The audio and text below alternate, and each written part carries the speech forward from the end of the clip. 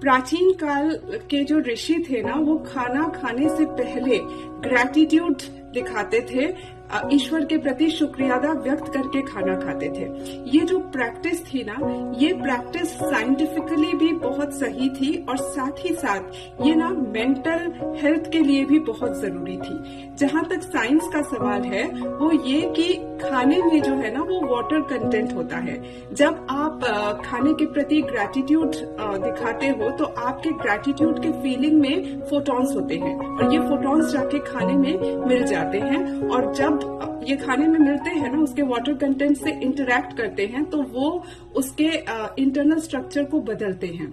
और जब हम इस खाने को लेते हैं तो हमारे शरीर के भीतर का जो वाटर कंटेंट है ना वो उससे इफेक्टेड होता है। उस खाने से हमें अलग से एनर्जी मिलती है, और ये किस तरह की एनर्जी है, फीलिंग्स का क्या प्रभाव पड़ता है वाटर कंटेंट पर, ये आपको अगर समझना है तो आप इमोटो वाटर एक्सपेरिमेंट के पिक्चर्स देख सकते हैं इंटरनेट पर। इस पर मैं पहले भी वीडियो बना चुकी हूँ। और जहां तक सवाल है मेंटली स्ट्रांग होने का, तो यहाँ ना एक चीज बहुत इम्पोर्टेंट है कि आजकल हम शिकायत करते हैं कि आजकल तो सब पैसों के दम पर तय होता है। हर कोई दूसरे इंसान को बस पैसे की वजह से ही जो है पूछता है।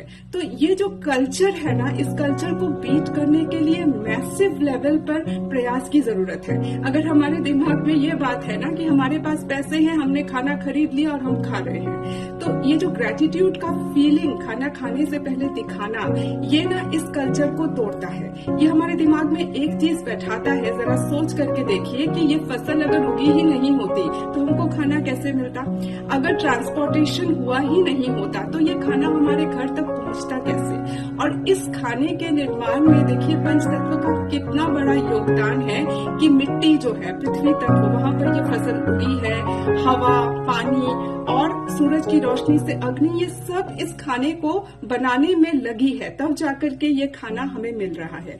तो हमारे भीतर ना एक फीलिंग आती है कि हम पूरे यूनिवर्स से जुड़े हुए हैं, ये खाना हम तक पहुंच रहा है, तो ये एक यूनिवर्स की कृपा भी है हमारे ऊपर। तो इस तरह से ना हम यूनिवर्स से जुड़े हुए रहते हैं और धीरे धीरे इंटरनली एक कॉन्फिडेंस भी भीतर बिल्ड होने लगता है कि हम अकेले नहीं हैं, यूनिवर्स हमेशा हमारे साथ होता है।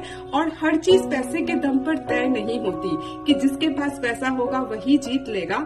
ये जो फीलिंग है ना, इस फीलिंग को बीट करने के लिए ये वाला कल्चर चाहिए। ये एक दो लोगों के प्रैक्टिस करने से नहीं होगा, सभी को प्रैक्टिस करना होगा ताकि अर्थ का वाइब्रेशन जो है वो हाई हो सके, नेचर के साथ हमारा रिश्ता जो है ना वो और स्ट्रांग हो सके।